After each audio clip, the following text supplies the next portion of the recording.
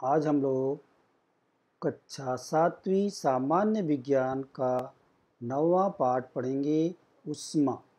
लोगों ने इस पाठ को पढ़ा अभी पहले सेशन में। ये हमारा दूसरा सेशन है। पहले सेशन में हम लोगों ने ऊष्मा के बारे में पढ़ा, तो आज के सेशन में भी हम ऊष्मा में पढ़ेंगे। चीज़ें हम पढ़ चुके हैं। तो आज का हमारा जो है ऊष्मा के सुचालक और कुचालक। ऊष्मा के सुचालक और कुचालक। Good and bad conductors of heat. कांच के एक बीकर में स्टील का चम्मच, यानी कौन से पदार्थ सुचालक हैं कौन से कुचालक हैं, इसको समझने के लिए हमें कुछ करना है। कांच के एक बीकर में स्टील का चम्मच, तांबे की पट्टी या छड़, कंपास का डिवाइडर, पेंसिल, प्लास्टिक की पट्टी रखो। यानी एक बीकर लेना है कांच का। इसका प्रयोग करने के लिए कि हमें कौन से पदार्थ सुचालक हैं कौन से कुचालक हैं जानने के लिए कांच का एक बीकर लेना है, और उसमें स्टील का एक चम्मच जो घर में उपस्थित होगा, तांबे की पट्टी या छड़, तांबे का एक पदार्थ हो जाएगा, कंपास का डिवाइडर, कंपास का डिवाइडर भी होता है आपके पास, पेंसिल है, प्लास्टिक की कोई पट्टी भी है आपके पास। ये सब रख करके कांच के बीकर में उसको 60 अंश से 60 डिग्री सेल्सियस से 70 डिग्री सेल्सियस तक गरम किया हुआ पानी डालना है। बीकर में रख करके 60 डिग्री सेल्सियस से लेकर के 70 डिग्री सेल्सियस तक जो पानी गरम करके रखा हो, गरम किया हुआ पानी इस बीकर में डाल देना है। फिर थोड़े समय पश्चात बीकर की सभी वस्तुओं के ऊपरी सिरों को स्पर्श करो और उसका निरीक्षण करो। सब जो है पानी गर्म था, डाला गया। अब उसके ऊपरी सिरे को, जो वस्तुएं हैं उनके ऊपरी सिरे का निरीक्षण करना है, और फिर उनका निरीक्षण करके यहाँ पे लिखना है, यानी हमें बताना है कि कौन कितना गर्म हुआ। जैसे आप इसमें देखेंगे तो लोहे, अब तांबे की जो पट्टी है, छड़ है, वो सबसे ज़्यादा आपको गर्म दिखेगी। उसके बाद स्टील का चम्मच जो है वो जो है आपको गर्म दिखेगा। कंपास का डिवाइडर गर्म दिखेगा। पेंसिल और प्लास्टिक ये आपको बहुत कम हल्के हल्के गर्म दिखेंगे। तो सबसे ज़्यादा गर्म पदार्थ जो होता है वो तांबे का होता है, स्टील का उससे कम होता है, और कंपास का डिवाइडर भी स्टील लोहे का होता है, वह भी उससे कम होगा। फिर पेंसिल और प्लास्टिक, इस पर जो है बहुत हल्का सा गर्मी महसूस होगा। इससे क्या निष्कर्ष निकलता है? कुछ पदार्थ जो होते हैं ऊष्मा के सुचालक होते हैं और कुछ पदार्थ ऊष्मा के कुचालक होते हैं। इस प्रयोग के माध्यम से हमें यही समझना है कि कुछ पदार्थ ऊष्मा के सुचालक हैं, जो जल्दी गर्म हो रहे हैं वो ऊष्मा के सुचालक हैं, जो देर में गर्म हो रहे हैं या बहुत कम गर्म हो रहे हैं वो ऊष्मा के कुचालक हैं। तो तांबे की पट्टी या बर्तन से ऊष्मा सहजता से प्रवाहित होता है, लेकिन प्लास्टिक और लकड़ी, इनमें से ऊष्मा सहजता से प्रवाहित नहीं होती है। लकड़ी को जो है एक सिरा आप जला भी देंगे तो लकड़ी का दूसरा सिरा आप हाथ से छुओ तो आपको गर्म नहीं महसूस होता है। तो लकड़ी में ऊष्मा सहजता से प्रवाहित नहीं होती है। इसी तरह प्लास्टिक में भी। लेकिन तांबा, लोहा, स्टील, इसमें ऊष्मा जो है आसानी से प्रवाहित होती है। गर्म चाय को कांच के गिलास में या मिट्टी के कुल्हड़ में लिया तो उसे हम हाथ से सहजता से पकड़ सकते हैं। चाय पीते हैं तो कांच के गिलास में लेते हैं, अगर उसी को स्टील के बर्तन में लें तो हमारा हाथ ज़्यादा गर्म हो जाता है, लेकिन कांच के गिलास में लेने पर हाथ उतना गर्म नहीं होता है। आसानी से हाथ में हम पकड़ करके उसको चाय को पीते हैं। इसी तरह मिट्टी के कुल्हड़ में चाय बिकती है तो लोग उसको पकड़ते हैं, तो चूँकि मिट्टी के कारण कुल्हड़ भी गर्म नहीं होता है, हम सहजता से चाय को पी सकते हैं।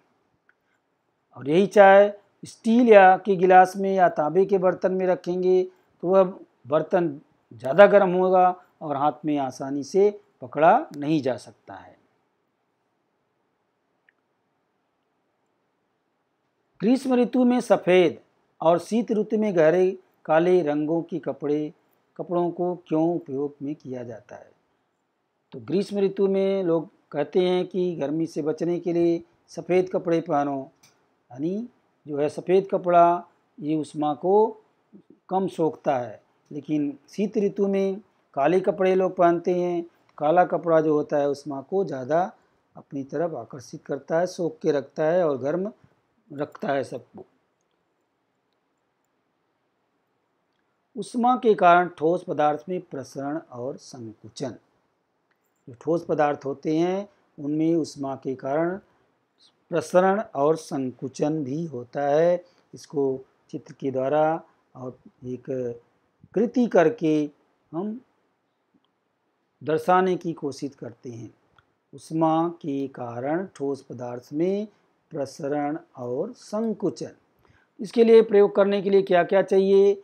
धातु का छल्ला, ये धातु का छल्ला है, धातु का गोला, बर्नर, ये चीज़ें चाहिए।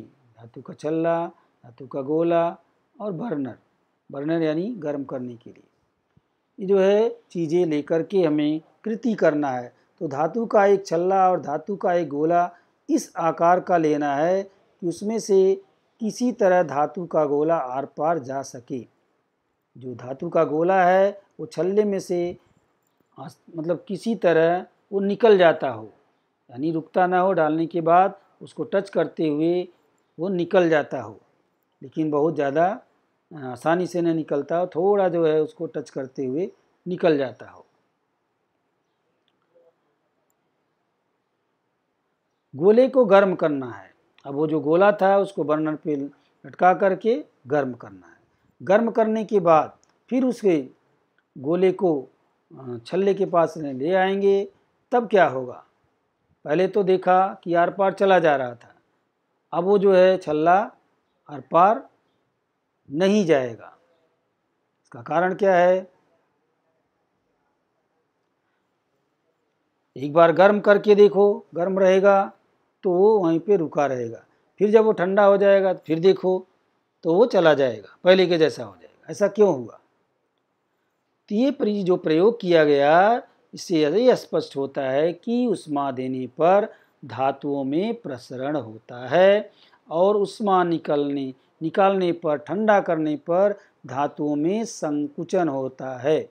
जब उष्मा दिया गया धातुओं को तो प्रसरण होता है, यानी वो फैलती हैं, थोड़ा उनकी जो स्थिति होती है वो पहले से थोड़ा बढ़ जाती हैं, और जब उष्मा उसमें से निकल जाती है, ठंडी हो जाती है, तो फिर अपनी अवस्था में आ जाती हैं, तो इसे संकुचन कहते हैं। तो उष्मा दी जाने पर ठोस पदार्थ में प्रसरण और उष्मा निकालने पर वह पुनः अपनी मूल स्थिति में आ जाते हैं।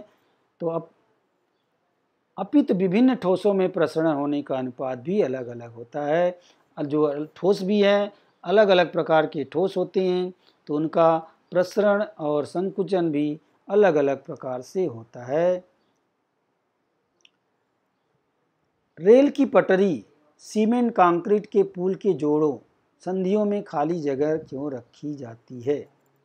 आप देखेंगे कभी रेल की पटरी के पास गए हों तो दो रेल की पटरियां जोड़ी जाती हैं और जोड़ते समय उनके बीच एक आधी इंची का कम से कम गैप रहता है। दोनों पट्टियां, रेल की पटरी के टुकड़े जो होते हैं उसको एकदम सटा के नहीं जोड़ा जाता है, उनके भीतर गैप होता है।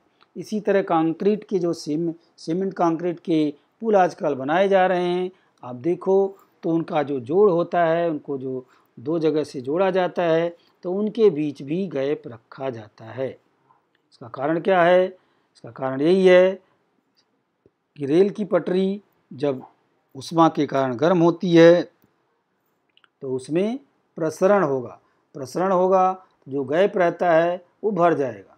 अगर गैप नहीं रखेंगे तो टेढ़ी हो जाएगी, पटरी टेढ़ी भी हो सकती है, इसलिए टेढ़ी ना हो इसलिए बीच में गैप रखा जाता है। इसी तरह जो सीमेंट कंक्रीट का जोड़ है पुल का, उसे भी उसमें भी प्रसरण होगा तो गैप रखा जाएगा ताकि प्रसरण होने पर वो सीधा रहे, उसमें कोई परेशानी न आए। अब हम देखेंगे ऊष्मा के कारण द्रव पदार्थ में होने वाला प्रसरण और आकुंचन। अभी हमने ठोस पदार्थ में देखा, अब द्रव पदार्थ में देखेंगे। इसका ये प्रयोग है, इस चित्र के माध्यम से द्रव पदार्थ में होने वाला प्रसरण और आकुंचन दिखाया गया है। तो इसके लिए, इस प्रयोग को करने के लिए हमें क्या क्या सामग्री चाहिए? तो इसके लिए हमें 500 ग्राम मिली धारिता का शंक्वाकार पात्र, 500 मिलीग्राम उसमें की धारिता वाला एक शंक्वाकार यानी ऊपर का भाग उसका शंकु के आकार का हो, ऐसा पात्र हमें लेना है।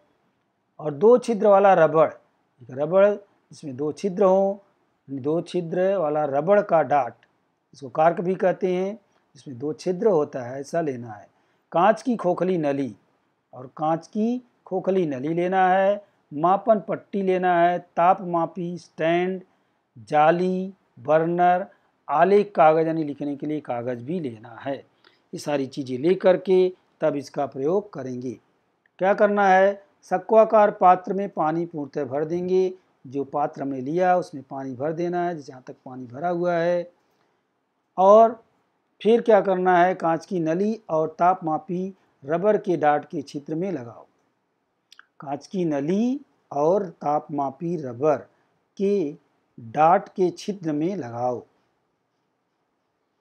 इस रबर यानी लगाना है, इस रबर को के डाट को के छिद्र में जो कांच की नली और तापमापी है उनको लगा देना है। देखो इधर तापमापी है और एक कांच की खोखली नली है। 2 छिद्र हैं, एक छिद्र में तापमापी लगाया गया है, दूसरे छिद्र में कांच की खोखली नली लगाई गई है। रबर में लगा करके उसको बर्न ये जो है परख नली के ऊपर उसको बंद कर दिया गया है। तो इस रबड़ के डाट को शंक्वाकार पात्र में लगा देना है, यानी फिट कर देना है, बंद कर देना है इसके मुंह को। अब क्या करना है? अब वो पानी को उष्मा देना है, यानी पानी जो है यहाँ पे भरे थे उसको बर्नर जला करके आपको उष्मा देना है।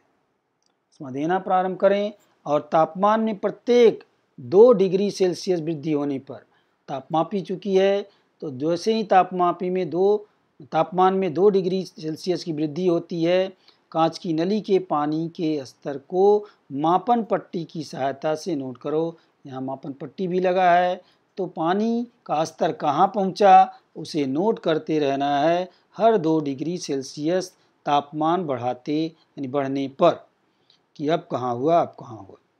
तो पानी को उष्मा देना प्रारंभ करना है और तापमान में प्रत्येक 2 डिग्री सेल्सियस जैसे वृद्धि होती है, कांच की नली के पानी के स्तर को मापन पट्टी की सहायता से नोट करना है। और इस तरह से लगभग 10 पाठ्यांक यानी 10 बार जो है नोट करना है। जैसे जैसे 2-2 डिग्री सेल्सियस तापमान बढ़ता जाए, इसको लगभग 10 बार करना है। इसके बाद फिर इसका निष्कर्ष निकालना है। तो ऐसा करने के बाद क्या निष्कर्ष निकलता है? तापमान और पानी के स्तर के पाठ्यांकों की सहायता से आलेख बनाएंगे, उष्मा देना बंद कर देंगे। अब देखेंगे कि इसका निरीक्षण करने पर क्या हुआ। तो द्रव को उष्मा दी जाने पर द्रव के कणों के बीच की दूरी बढ़ती है और उसका आयतन बढ़ता है। इसे ही द्रव का प्रसरण करते हैं। यानी जैसे जैसे उष्मा इसमें बढ़ाई जाती है 2-2 डिग्री सेल्सियस, तो उसका जो है पानी का जो स्तर है उसमें भी वृद्धि होती जा रही है। तो वही इसका स्पष्टीकरण है कि द्रव को उष्मा दी जाने पर द्रव के कणों के बीच की दूरी बढ़ जाती है और उसका आयतन बढ़ता है। जैसे उष्मा दी जाएगी उसका आयतन बढ़ जाएगा। इसे ही द्रव का प्रसरण करते हैं। जब आयतन बढ़ेगा तो द्रव में प्रसरण यानी फैलाव होगा और इसीलिए तापमापी पर इनका जो है लेवल बढ़ता गया था। तो तापमान कम करने पर उसका संकुचन होगा। जैसे ही तापमान कम कर देंगे वही काम आप देखेंगे तो धीरे धीरे वो उसका पानी का स्तर कम होता जाता है।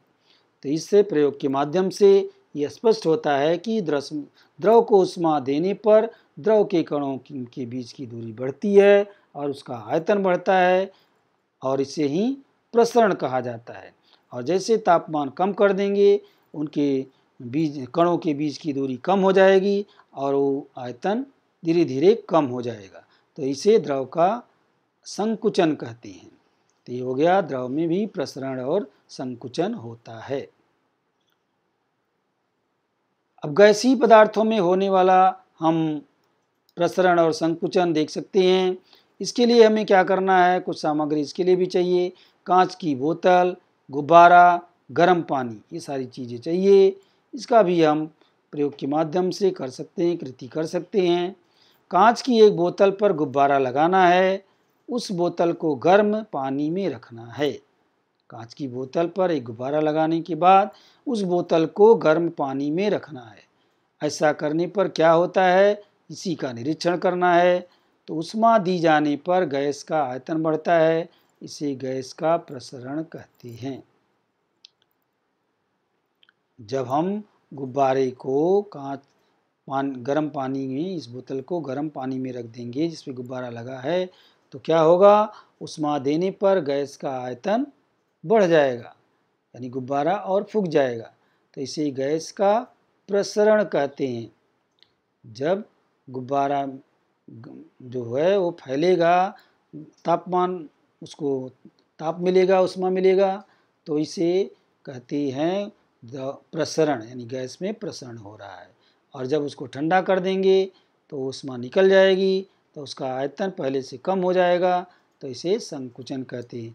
यानी जिस तरह से द्रव में प्रसरण होता है और संकुचन होता है, उसी तरह गैस में भी ऊष्मा देने पर गैसीय पदार्थों में भी प्रसरण और संकुचन होता है। अब देखेंगे thermos flask, Dewar flask. Thermos का नाम सुना है, थर्मस कैसे जो है काम करता है, इसका स्पष्टीकरण इसमें बताया जाएगा। चाय, कॉफी, दूध जैसे पदार्थ लंबे समय तक गर्म रखने के लिए, शरबत जैसे पदार्थ को ठंडा रखने के लिए, ताकि उपयोग में लाया जा सके, तो उसे हम जिस पदार्थ में रखते हैं, जिस वस्तु में रखते हैं, उसे थर्मस कहते हैं। तो इसकी रचना और कार्य पद्धति को हम समझेंगे। दोहरी दीवार वाले फ्लास्क में एक के भीतर एक नली को रखकर उन्हें सील बंद किया जाता है। दोनों नलियों के पृष्ठ भाग को चांदी की परत चढ़ा करके चमकीला बनाया जाता है। दोनों नलियों के बीच की हवा निकाल निर्वात उत्पन्न किया जाता है। नलियों के बाहर धातु या प्लास्टिक का संरक्षक पात्र होता है। इस पात्र और अंदर के फ्लास्क के बीच स्पंज या रबर के टुकड़े फ्लास्क के संरक्षण के लिए रखे जाते हैं। इस चित्र को देख सकते हैं, यहाँ पर ये जो है चित्र है, इसको कैसे लगाया गया है, एक एक चीज़ का यहाँ पे नाम क्या है सबको दिखाया गया है। ये सामान जो है गर्म या ठंडा पदार्थ अंदर रहता है, इसके बाहर जो है ये क्या है, चांदी की परत चढ़ाई गई है। इस पे स्प्रिंग है, यहाँ पर ये धातु या प्लास्टिक का पात्र है, ये बीच में है, ये जो है धातु या प्लास्टिक का पात्र है। ये बीच में जो है निर्वात खोखली जगह है, यानी यहाँ से हवा भी निकाल दी गई है। और इसको बराबर रोकने के लिए बीच में एक रबड़ का आधार रखा गया है।